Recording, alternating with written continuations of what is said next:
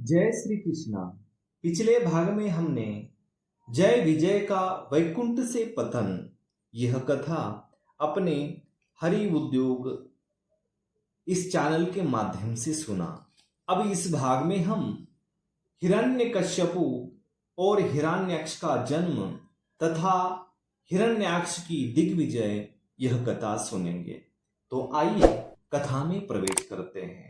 श्री मैत्रेय जी ने कहा, विदुर जी, ब्रह्मा जी के कहने से अंधकार का कारण जानकर देवताओं की शंका निवृत्त हो गई और फिर से वे सब स्वर्गलोक को लौट आए।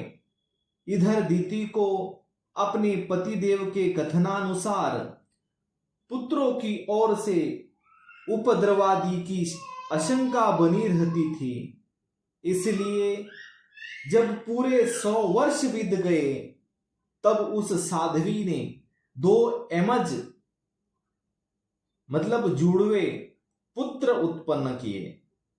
उनके जन्म लेते समय स्वर्ग, पृथ्वी और अंतरिक्ष में अनेकों उत्पात होने लगे, जिनसे लोग अत्यंत भयभीत हो गए। जहां तहां पृथ्वी और पर्वत कांपने लगे, सब दिशाओं में दाह होने लगा, जगह जगह उल्कापात होने लगा, बिजलियां गिरने लगी और आकाश में अनिष्ट सूचक धूमकेतु दिखाई देने लगे। बार बार साए साए करती और बड़ी बड़ी वृक्षों को उखाड़ती हुई बड़ी विकट और असह्य वायु चलने लगी। उस समय आंधी, उसकी सेना और उड़ती हुई धूल ध्वजा के समान जान पड़ती थी। बिजली जोर जोर से चमक चमक कर मानो खिलखिला रहती थी। घटाओं ने ऐसा सघन रूप धारण किया था कि सूर्य, चंद्र आदि ग्रहों के लुप्त हो जाने से आकाश में गहरा अंधेरा छा गया।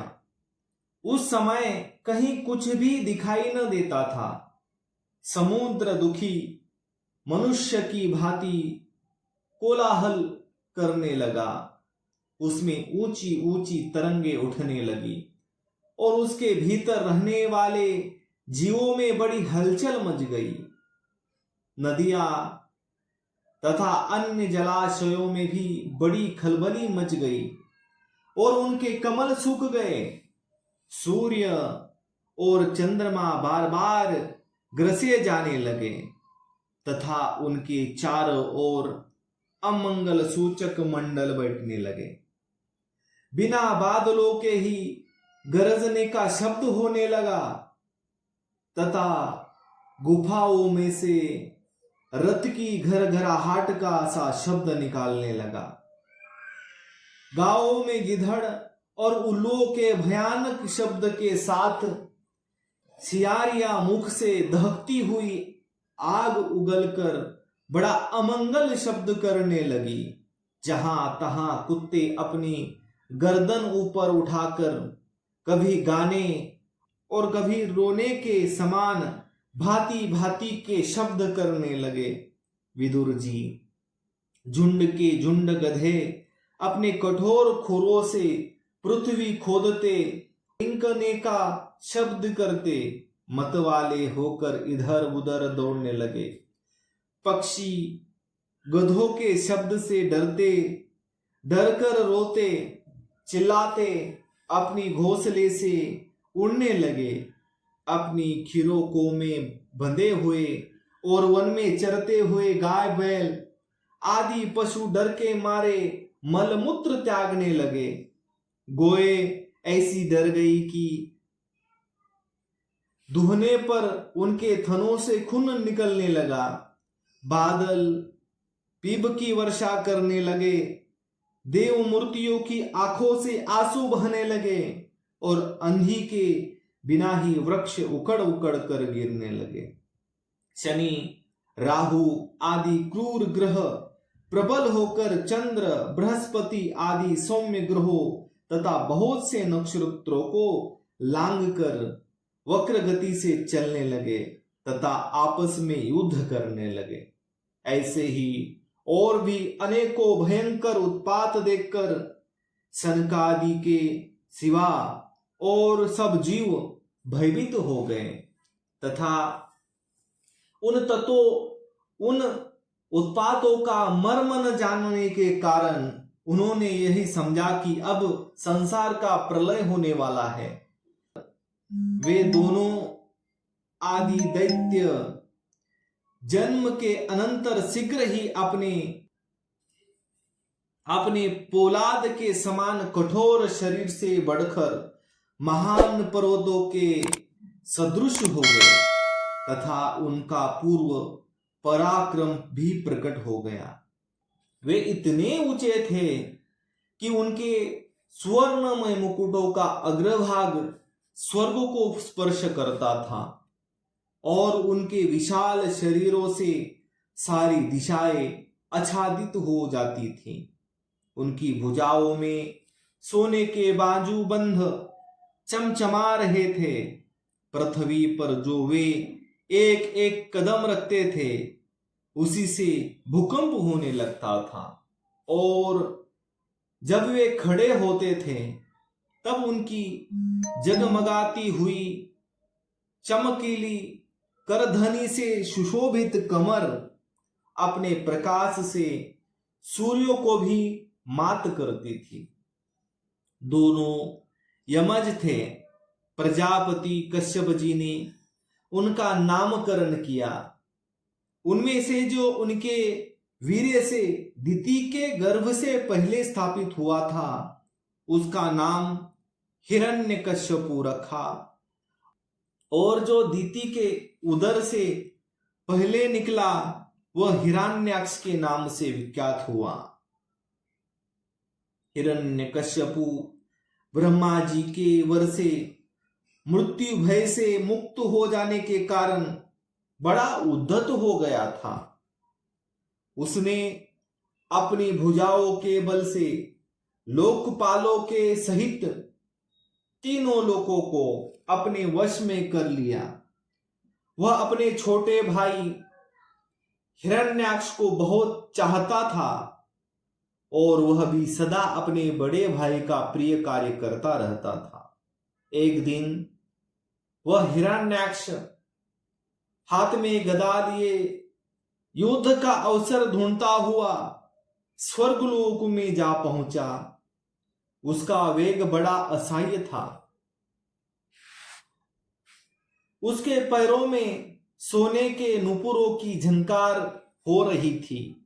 गले में विजय सूचक माला धारण की हुई थी और कंधे पर विशाल गदा रखी हुई थी। उसके मनोबल, शारीरिक बल तथा ब्रह्मा जी के वर ने उसे मतवाला कर रखा था। इसलिए वह सर्वथा निर्कुश और निर्भय हो रहा था।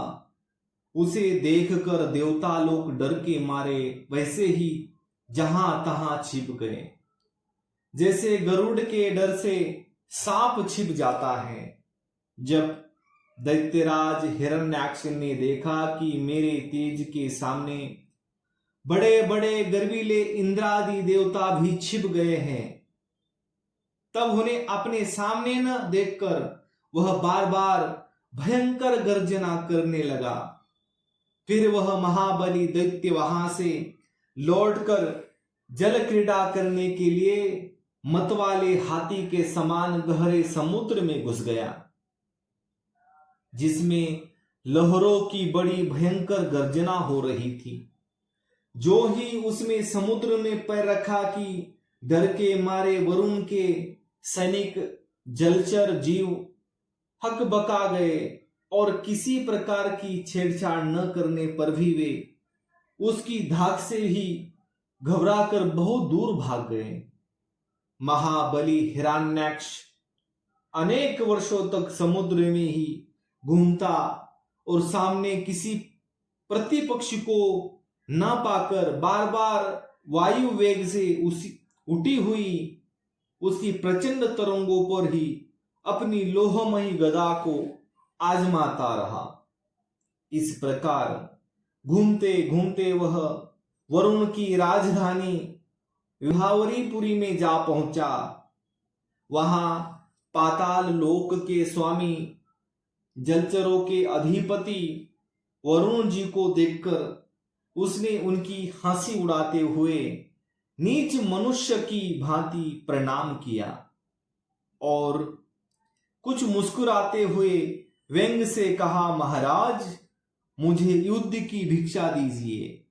प्रभो, आप तो लोकपालक, राजा और बड़े कीर्तिशाली है। जो लोग अपने को बांका वीर समझते थे, उनके वीर्य मद को भी आप चूर कर चुके हैं और पहले एक बार अपने संसार के समस्त दैत्य दानवों को जीतकर राजसूय यज्ञ भी किया था। उस मदोमत्त शत्रु के इस प्रकार बहुत उपहास करने से भगवान वरुण को क्रोध तो बहुत आया, किंतु अपने बुद्धि बल से वे उसे पी गए और बदले में उसे कहने लगे, भाई, हमें तो आप युद्धादि का कोई चाव नहीं रह गया है। भगवान पुराण पुरुष के सिवा हमें और कोई ऐसा दिखता भी नहीं जो तुम जैसे रणकुशल वीरों को युद्ध में संतुष्ट कर सके। दैत्यराज, तुम उन्हीं के पास जाओ, वे ही तुम्हारी कामना पूरी करेंगे। तुम जैसे वीर उन्हीं का गुणगान किया करते हैं, वे बड़े वीर हैं। उनके पास पहुंचते ही तुम्हारी सारी सेखी पूरी हो जाएगी और तुम कुत्ते से घिरकर वीरशैया पर शयन करोगे।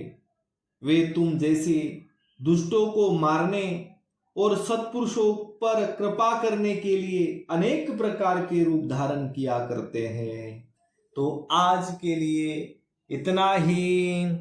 कर्पूर गौरम करुणावतारम संसार सारम भुजगेन्द्रहारम सदा वसंतम हृदयारविंदे भवम भवानी सहितं नमामि। सियावर रामचंद्र की जय, पवन सूत हनुमान की जय, उमापति महादेव की जय। जय जय श्री राधे श्याम। शेष चर्चा अगले भाग में।